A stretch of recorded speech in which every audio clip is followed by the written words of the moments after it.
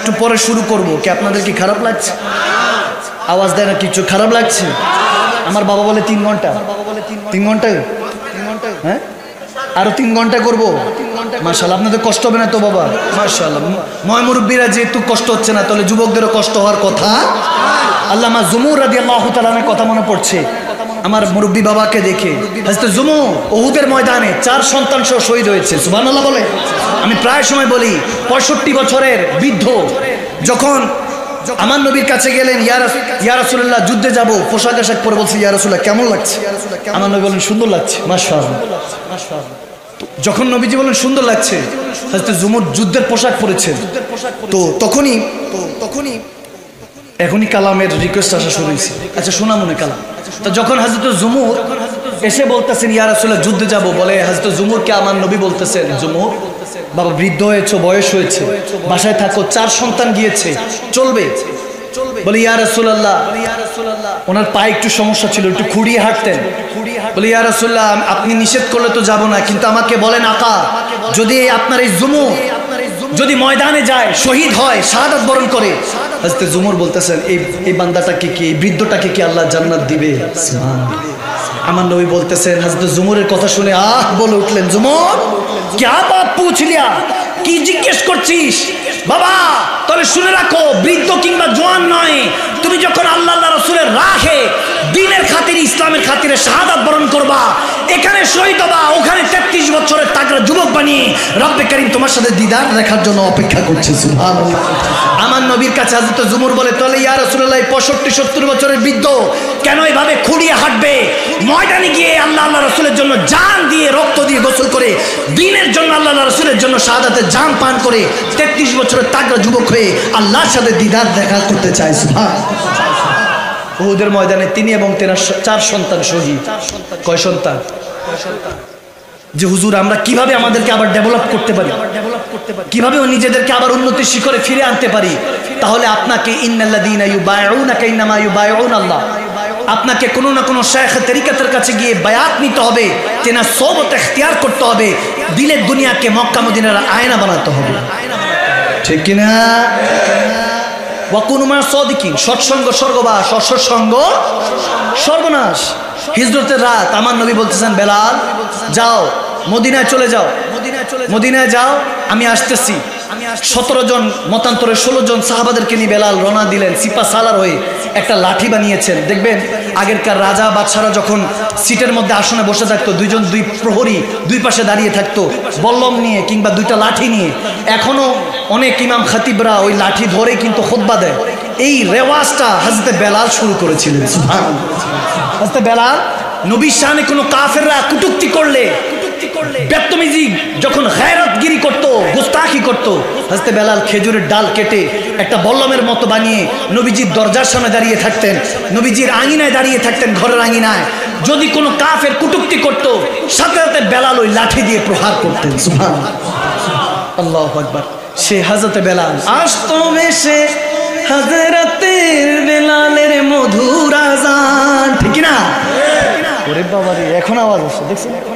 যখন কালাম টান দিই তখন আওয়াজ আসে, এর আগে কোনো আওয়াজ আসে না। কি খারাপ লাগতেছে আপনাদের বাবা? হযরত বেলাল হাবশির কথা হচ্ছে। বাচ্চারা তো এদিক ওদিক মনোযোগ দেয়, এজন্য একটু মাঝে মাঝে কালাম টান দিতে হয়। ঠিক না? এমন আমার কাছে রিকোয়েস্ট আসছে, হুজুর ওই যে নারায়ে তাকবীর কালামটা একটু দুশমনরা যত দুশমনি করুক কালামটা পড়ার জন্য। তাই আমি বললাম আগে একটু তাফসীর হয়ে নেক, তারপর ইনশাআল্লাহ কালাম দরকার বললে শোনা মনে 10-15-20 মিনিট ইনশাআল্লাহ। কি খারাপ লাগতেছে আপনাদের? গভীর খেয়াল। এখন যেভাবে ইসলামটা যতটুকু সহজ আমরা মনে করি, ততটা ওরকম সহজ ছিল না, অনেক কঠিন ছিল, অনেক কঠিন ছিল। হযরত উম্মে সুমাইয়া রাদিয়াল্লাহু তাআলা আনহা প্রথম শহীদা, ইসলামের মধ্যে স্টেপ প্রথম মা বোনেরা নিয়েছে। অনেকে এটা জানেও না, আমরা মা বোনদের কাছে বুঝাই না, বিধায় ঘরের মধ্যে এখন পুরুষগুলি সিংহ পুরুষ হচ্ছে না।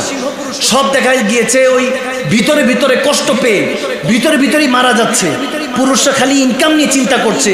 যদি মা বোনদের আকীদাগুলি চেঞ্জ করতে পারেন, তাদেরকে যদি বাগিনী বানাতে পারেন, খোদার কসম ঘর থেকে এক একটা শের বের হবে। আওয়াজ দেন, ঠিক না?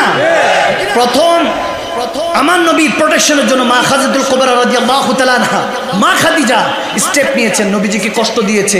মা খাদিজার সামনে এসে বলতেছে, আমার নবীকে, পেয়ারা নবীকে কিছু বলার আগে আমি খাদিজাতুল কুবরাকে বলতে হবে। সুবহানাল্লাহ।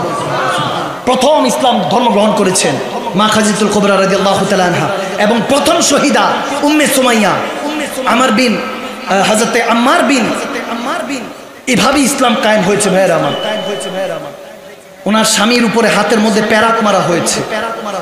হায় হায় হায়, কোথায় কোথায় আপনারা আছি, আমরা আছি। আম্মার বিন ইয়াসির রাদিয়াল্লাহু তাআলা,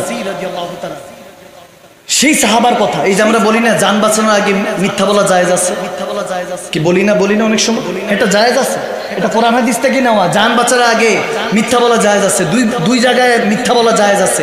একটা হলো জান বাঁচানোর আগে, আর একটা হলো স্ত্রীর সামনে। কার সামনে? আওয়াজ দেন, কার সামনে?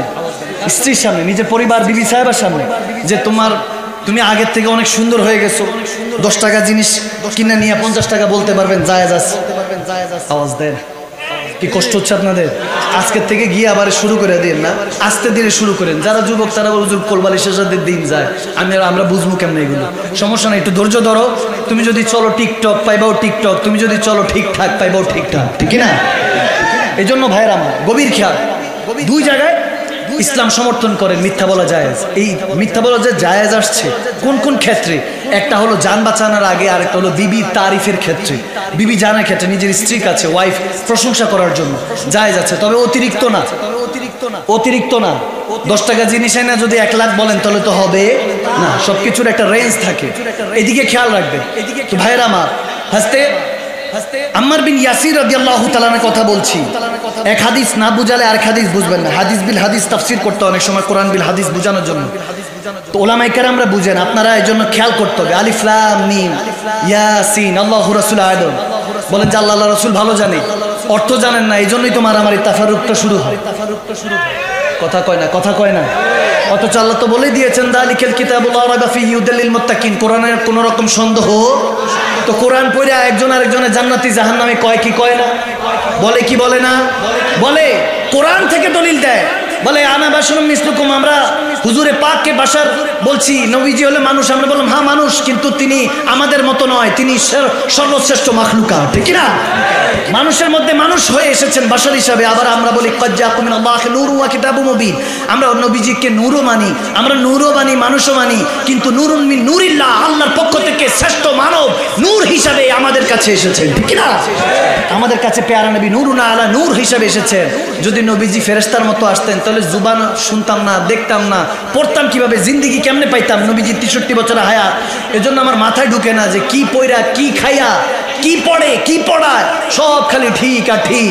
হাজার হাজার মানুষগুলি ঠিক যে বলতেছে, কি বুঝে ঠিক বলে, মাঝে মাঝে আমার আকলে ঢুকে না যে আপনারা আমার নবীকে 8-10টা মুর্দা মানুষের মতো মদিনাতুল মুনাওয়ারায় পড়ে আছে, বলতে থাকে সব কয় ঠিক, নাউজুবিল্লাহ, বলে কি বলে না? তো কোরআন থেকে সব দলিল দিতে থাকে, কিন্তু কোরআন আমাদেরকে বলতেছে তোমরা মুত্তাকিনদের কাছে যাও, আল্লাহ ওয়ালাদের কাছে যাও, ইত্তাকিল্লাহ, যাদের অন্তরে ফাত্তাকুল্লাহ মাস্তাতাতুম, রু দিয়ে জিসম দিয়ে আল্লাহকে ভয় করে, তাদের কাছে যাও। তারা তোমাদেরকে শিখাবে যে কিতাব কি। যখন বুঝে যাবা ওই কিতাবই হলেন আমার হুজুর, আমার নবী। যখন বুঝে যাবা, কারণ এই কিতাব তো ওই জামানায় ছিল না, আমার নবীর ইন্তেকালের পরে কিতাবকে একত্রিত করা হয়েছে। আমি যদি বলি এই 46 মানুষ এটা কি কিতাব, এটা কি বই, বলবেন না না হুজুর দিস ইজ পেজ, এটা একটা পৃষ্ঠা, এটা তো কিতাব না। এখন নবীজির উপরে যখন আসমানি কিতাবগুলি, আয়াতগুলি নাজিল হচ্ছে, কেউ মুখস্থ করেছেন, কেউ কলা গাছ পাতা লিখেছেন, কেউ চামড়া লিখেছেন, বিক্ষিপ্ত পড়ে আছে, এটা তো কিতাব না। কিতাব তো তখন হয় যখন 200-250 পৃষ্ঠার একটা বই ছাপা হয়, একত্রিত করা হয়, তখন কিতাব বলা হয়, বই বলা হয়, বুক বলা হয়। বললাম এই কিতাব তো ছিল না। তখন ডাক দিয়ে আল্লাহর ওলিরা, গৌসুল আজম, দাস্তাগীর, মেহবুবে সুবহানি, কুতুবে রাব্বানি, আল্লাহ ওয়ালারা শিখাবেন, বান্দা ইকরা বিসমি রাব্বিকাল্লাযী খালাক। যখন ওই আয়াতে কারিমা নাজিল হচ্ছিল, আমার রাসূল পাকের সিনায় নাজিল হয়েছে। আমার নবীর ইন্তেকালের পর আবু বকর সিদ্দিক রাদিয়াল্লাহু তাআলা উসমানে গনিকে সাথে নিয়ে শের খোদা আলীর পরামর্শে কাতেবে ওহীদেরকে নিয়ে কোরআন একত্রিত করেছেন, 4 খানা বানিয়েছেন, এরপরে পৃথিবীতে ছড়িয়েছেন। এর আগে কোরআন পৃথিবীতে ছিল না, আমার নবী সিনা মুবারকে ছিল। আর আল্লাহ বলতেছেন যালিকাল কিতাব, এটা সেই নবী লা রাইবা ফিহি, নবীর মধ্যে সন্দেহ তালাশ করিস না, নবীর হয়ে যা, হুদাল লিল মুত্তাকিন, ওলি আল্লাহর কদমে যা, নবীকে চিনতে পারবি, সেজদা দিবি। ওই যে নবী শুকরিয়া আদায় করতে বলেছিলাম, ঈদ মিলাদুন নবী পালন হয়ে যাবে, আমি আল্লাহর সেজদা আদায় হয়ে যাবে, শুকরিয়া আদায় হয়ে যাবে। ওই নামাজের শুকরিয়া আদায় থাকবে, যখন আসসালাতু মেরাজুল মুমিনিন, নামাজ তোর জন্য মেরাজ হয়ে